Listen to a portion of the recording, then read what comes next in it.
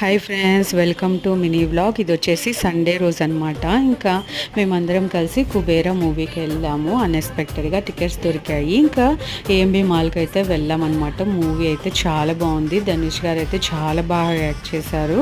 ఏమంటారు ఫ్రెండ్స్, మీరు చూసారా కుబేరా మూవీ? నేను ఫుల్ వీడియో అప్లోడ్ చేశాను, చెక్ చేయండి. ఇంకా కాసేపు స్పెండ్ చేసి ఈవినింగ్ కల్లా ఇంటికి వచ్చాము. వీడియో చెక్ చేయండి. ఎలా ఉంది మూవీ? మీరు వెళ్ళారా? నాతో షేర్ చేసుకోండి.